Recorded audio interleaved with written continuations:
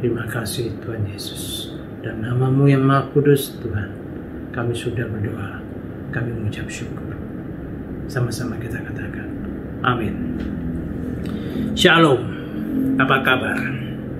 Pagi hari ini kita akan membahas mengenai Yesus lahir di hati kita. Ya, karena 5 hari lagi adalah hari Natal. Jadi kita memperingati hari kelahiran Tuhan Yesus. Tiap tahun kita memperingati Natal. Tapi tahun ini mungkin Natalan yang berbeda. Natalan yang istimewa mungkin ya. Kenapa? Karena mungkin sebagian dari kita tidak bisa merayakannya seperti tahun kemarin. Kita tidak bisa merayakannya di gereja, tapi kita harus menikmati merayakannya melalui online. Dan hari-hari ini, tahun ini, apakah kemeriahan Natal akan sama dengan kemeriahan Natal tahun-tahun sebelumnya? Mungkin bagi sebagian kita, tahun ini kemeriahan Natal mungkin tidak semeriah tahun-tahun sebelumnya. Buktinya apa? Buktinya di mal-mal sepi, ya. Hiasan biasa kan kalau mau menjelang Natal kan hiasan di mal kan banyak sekali ya. Mungkin tahun ini agak sepi karena yang datang ke mal juga sepi. Ya. Dan bagaimana di gereja? Mungkin sebagian gereja juga belum buka, yang masih melanjutkan ibadah online.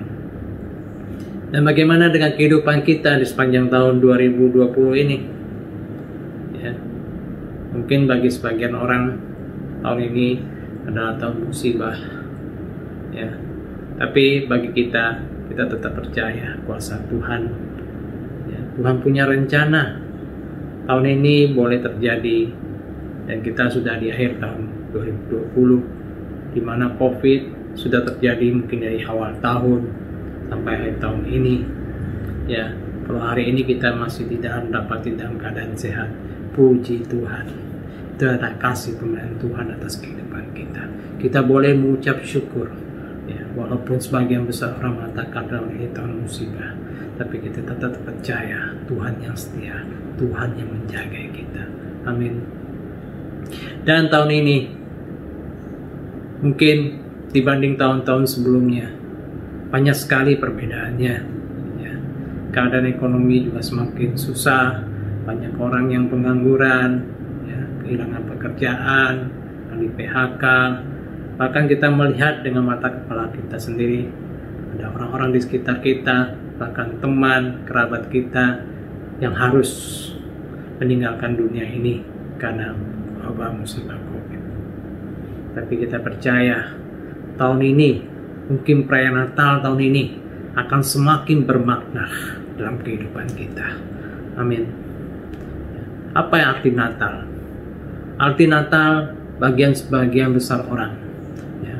Mungkin Natal itu digambarkan dengan kehangatan dan kasih dalam keluarga. Ya. Kenapa saya katakan Natal itu ada kehangatan dan kasih dalam keluarga? Kita lihat, kalau di dalam Natal itu biasanya orang ya kita mendandani rumah kita, ada pohon Natal, ada kado-kado Natal, ada sinar lampu, ya pada hari malam Natal ada makan-makan bersama, kumpullah keluarga. Disitulah ada kehangatan dan kasih dalam keluarga. Itu yang kita lihat Natal-Natal seperti biasanya. Kemudian Natal juga digambarkan dengan apa? Digambarkan dengan kasih dan damai di bumi. Ya. Dan ini yang sering dipakai oleh para pejabat di dalam berpidato mengenai Natal. Natal biar damai dan kasih di bumi. Ya, dipakai oleh para politikus. Itu yang kita lihat. Itulah arti Natal bagi sebagian besar orang. Dan bagi sebagian besar orang Kristen, Natal itu adalah kita merayakan hari kelahiran tahun Tuhan Yesus. Itu arti Natal yang kita tahu selama ini dan kita alami selama ini. Tidak ada yang salah. Ya, memang Natal itu mendatangkan kehangatan dan cinta dalam keluarga, mendatangkan kasih dan damai di bumi. Dan Natal itu juga memang memperingati ya hari kelahiran Tuhan Yesus. Tidak ada yang salah. Ya. Dan di tiap kali Natal, kita seringkali mendengarkan firman Tuhan. Ya, kita buka di Yohanes 3. Yohanes 3 ayat 16 sampai 18. Yohanes 3 ayat 16 sampai 18. Saya bacakan ya.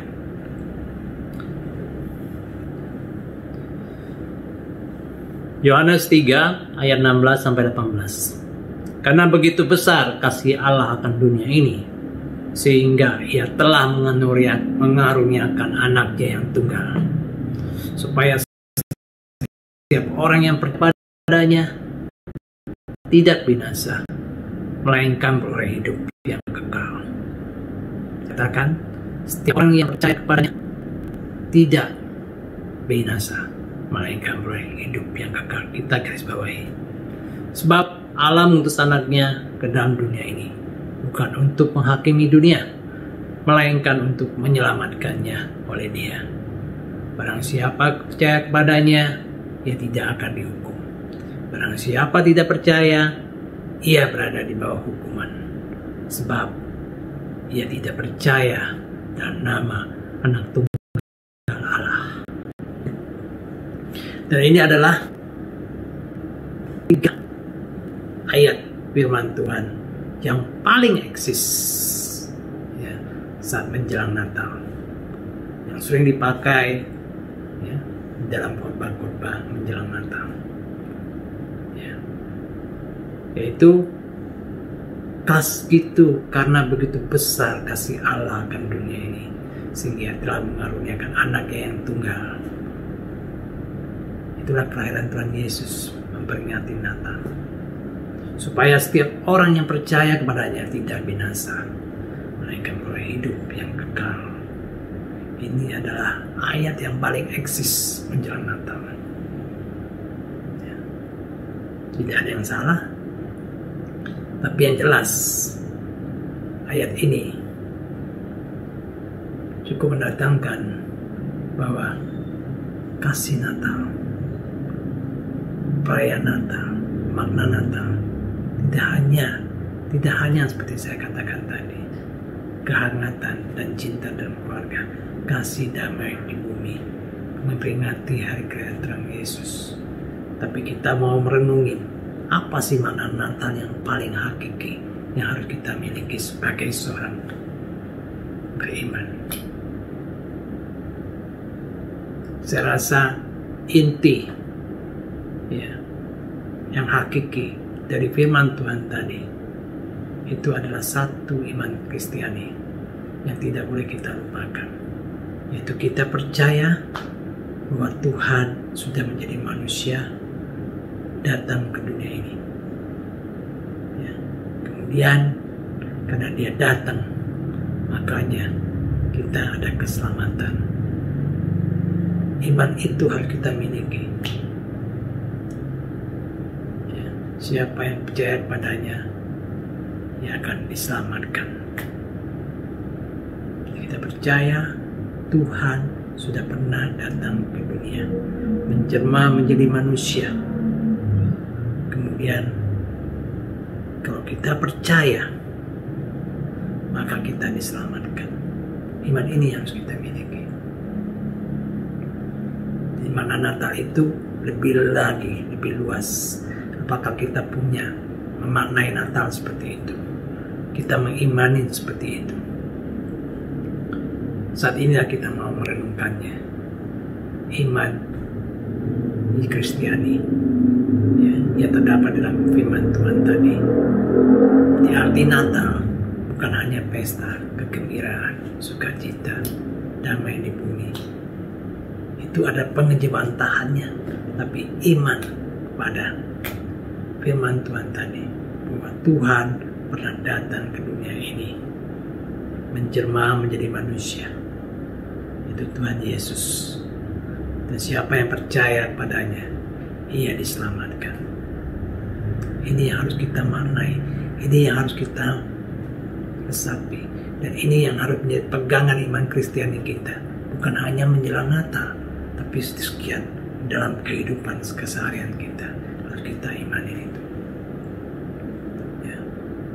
Tuhan yang menjadi manusia, tinggal di antara manusia, hingga kemudiannya dia mati disalibkan menebus dosa-dosa kita. Ya, kemudian dia bangkit, dia dikuburkan, dia bangkit, dan dia naik ke surga.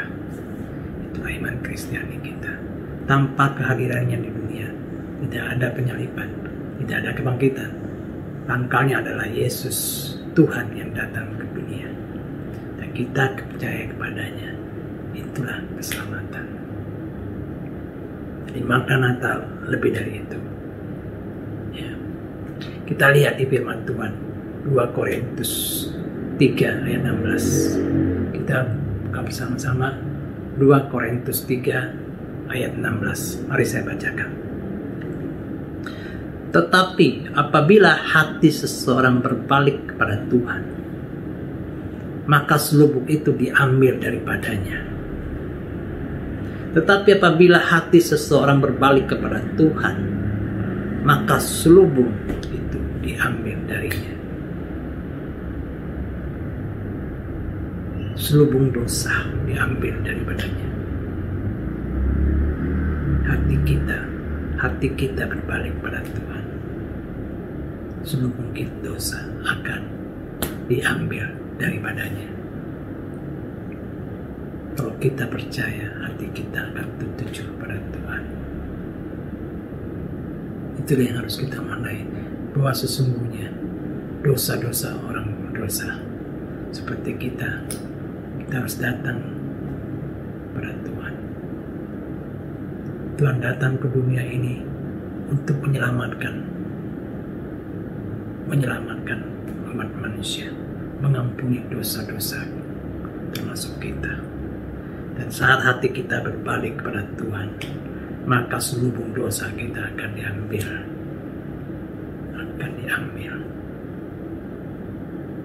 Ya, pertanyaannya, setelah diambil, apakah Yesus lahir di hati kita? Apakah Yesus ada dalam hati kita? Setelah selubung dosa kita diambil, setelah kita dibaptis dan kita diakui menjadi orang yang percaya kepada Tuhan, adakah hati kita terpaut kepada Tuhan? Adakah Tuhan Yesus lahir di hati kita? Adakah Natal kelahiran Tuhan Yesus ada di hati kita? Itu yang harus kita renungkan. Setelah kita mengenalnya lebih lagi, baru kita menyadari bahwa hidup kita ini sesungguhnya sangat menyedihkan tanpa karya Tuhan Yesus. Oleh karena itu, makna Natal bukan semata-mata kelahiran Tuhan Yesus. Memang setiap kita Natal, kita merayakan pesta kelahiran Tuhan Yesus, merayakan datangnya Yesus ke dunia. Semua itu tidak keliru. Tetapi maksud sesungguhnya ialah bahwa dalam merayakan Natal, kita tidak hanya mengenang 2000 tahun yang lalu Yesus masuk ke dunia, namun kita harus melihat ke depan kepada apa yang akan terjadi apabila Tuhan Yesus datang untuk kedua kali, untuk menyelesaikan karya penyelamatannya. Dia akan datang untuk mengadili orang yang hidup dan orang yang mati demi menetapkan kerajaannya. Kita harus melihat ke depan. Bagaimana kita bisa harus melihat ke depan kalau Tuhan Yesus tidak ada mati kita? Biarlah Natal ini juga, Natal tahun ini juga memaknai lahirnya Tuhan Yesus di hati kita, orang percaya. Bukan hanya di hari Natal, tapi di setiap hari-hari yang kita lalui, Tuhan Yesus senantiasa lahir di hati kita, sehingga kita dimampukan untuk melihat ke depan bahwa Yesus akan datang kedua kalinya ke dunia ini untuk menyelesaikan karya penyelamatannya. Amin. Bisakah kita bayangkan kalau tanpa kelahiran Tuhan Yesus yang pernah datang ke dunia ini, hari ini mungkin kamu dan saya akan tetap menjadi orang yang berdosa, yang sepatutnya binasa. Tetapi inilah kasih Tuhan. Seperti di 1 Yohanes 4 ayat 10. Mari kita buka. 1 Yohanes 4 ayat 10. Apa yang katakan firman Tuhan? Bukan kita yang telah mengasihi Allah, tetapi Allah yang telah mengasihi kita dan telah mengutus anaknya sebagai pendamaian bagi dosa-dosa kita. Bukan kita yang mengasihi Allah, tapi Allah yang mengasihi kita. Bagaimana Allah mengasihi kita? Dengan mengutus anaknya ke dunia ini untuk memperdamaikan, untuk menyelamatkan kita. Bayangkan kalau Tuhan Yesus tidak pernah lahir ke dunia, kita tidak pernah akan diselamatkan. Tidak akan ada pendamaian dengan dosa, akan dosa-dosa kita. Kita akan binasa. Ya. Lihat juga di 2 Korintus 5 ayat 21. 2 Korintus 5 ayat 21. Apa kata firman Tuhan? Mari saya bacakan. Dia yang tidak mengenal dosa telah dibuatnya menjadi dosa karena kita, supaya dalam Dia kita dibenarkan oleh Allah. Jadi Tuhan yang menanggung segala dosa kita, supaya dalam Dia kita dibenarkan. Dia yang tidak mengenal dosa telah dibuatnya menjadi dosa karena kita. Yesus yang tidak mengenal dosa telah dibuatnya menjadi dosa dengan harus mati disalibkan menembus dosa-dosa kita. Jadi bisa dibayangkan, tanpa kelahiran Tuhan Yesus ke dunia, kita-kita ini, kamu dan saya, adalah manusia berdosa yang akan binasa. Tapi karena kasih Allah yang begitu besar, sehingga Dia mengutus anaknya untuk menebus dosa-dosa kita, sehingga hari ini kita menjadi orang yang percaya, dan kita percaya kita akan diselamatkan. Dan biarlah Tuhan Yesus lahir di dalam hati kita, sehingga kita dibukakan untuk melihat jauh ke depan, bahwa kedatangannya kedua kali akan datang ke dunia ini untuk menyelesaikan karya penyelamatannya. Di dalam Tuhan Yesus, kita semua mendapat pembenaran, bukan dari perbuatan, tetapi iman. Saya katakan sekali, bukan dari perbuatan, tetapi dari iman, percaya kepadanya, kepada Tuhan Yesus. Bukankah ini sebuah privilege, hal istimewa bagi kita semua orang percaya? Amin. Amin. Jadi, marilah sama-sama kita menaruh pikiran kita. Ya, Natal bukan sekedar merayakan kelahiran Tuhan Yesus dalam dunia ini. Natal bukan sekedar memperingati hak sang terang atau sang damai telah lahir di dunia ini. Tetapi biarlah Natal itu benar-benar lahir di dalam hati kita. Tuhan Yesus lahir di hati kita. Dia lahir di dalam hati kita. Dan sang terang itu dan sang damai itu, biarlah Dia memimpin, memerintah dalam hati kita. Jadi bukan hanya Natal itu lahir di hati kita, tapi biarlah kita mempersilakan Tuhan Yesus yang ada di dalam hati kita memimpin jalan hidup kita, supaya kita tidak jatuh dalam dosa, tapi biarlah kita melihat jauh ke depan, bahwa kedatangan Tuhan Yesus akan semakin dekat, dan kita akan melihat kemuliaannya, karya keselamatan yang akan dikerjakannya. Amin. Natal bukanlah berarti tanpa Yesus lahir di hati kita. Mari kita berdoa. Bapa, terima kasih Tuhan Yesus. Terima kasih Roh Kudus. Terima kasih untuk firman-Mu pagi hari ini Tuhan. Biarlah ya Bapa, kami boleh melewati tahun 2020 ini dengan baik. Dan biarlah Tuhan di akhir tahun 2020 ini, bentar kami memperingati hari kelahiran-Mu tanggal 25 nanti. Tuhan Yesus, biarlah Natal kali ini sungguh-sungguh berarti, bermakna bagi kehidupan kami.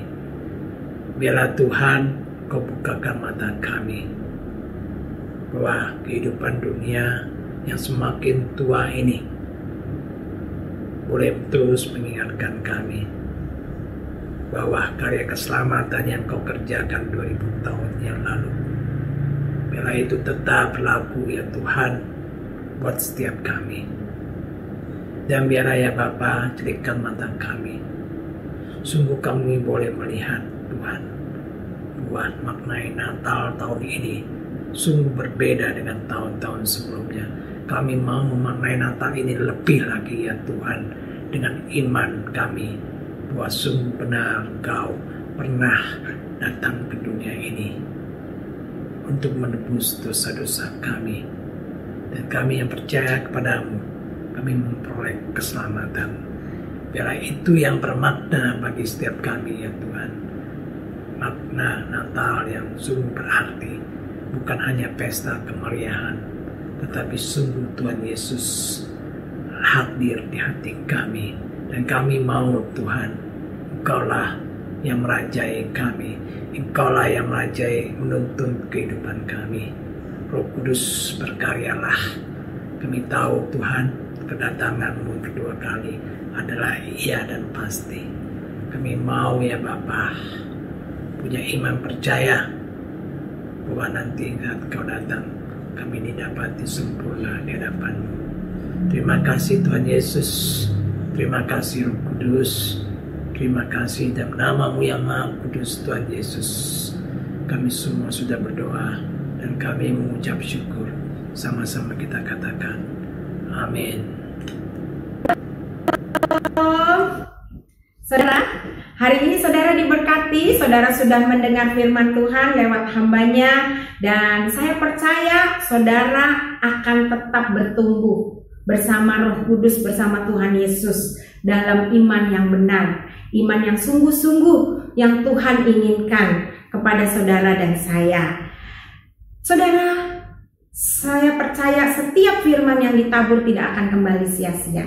Jadi saudara dengar, saudara nyimak terus firman Tuhan seperti yang hambanya tadi tabur, saudara akan selalu diberkati dan iman saudara tetap bertumbuh. Dan hasilnya saat Tuhan Yesus datang, saudara dan saya akan didapati iman. Amin. Mari kita satu dalam doa, kita angkat kedua tangan kita menerima berkat dari Tuhan. Kasih karunia dari Tuhan Yesus Kristus, kasih Allah, serta pertolongan Roh Kudus akan menyertai saudara dan saya mulai hari ini sampai Maranatha, sampai Tuhan Yesus datang untuk kedua kalinya dan menjemput kita semua, dan kita semeja perjamuan dengan Tuhan Yesus untuk selama-lamanya. Nah, sudah diberkati katakan amin. Saudara jangan lupa, saudara di sini ada rekening dari gereja. Saudara boleh menyisihkan berkat yang Tuhan berikan, boleh saudara kirim melalui rekening ini, rekening gereja Betani Sunter. Dengan begitu saudara ikut membantu pelayanan gereja, ikut menjadi berkat buat gereja, buat hamba-hamba Tuhan yang akan menyampaikan firman, ya, buat supaya firman itu tetap berkembang, tetap bertumbuh, tetap diberitakan. Jadi saudara jangan pelit, karena orang pelit tidak ada bagiannya dalam kerajaan surga. Berapapun saudara punya uang, silakan saudara transfer. Amin. Tuhan Yesus memberkati. Shalom.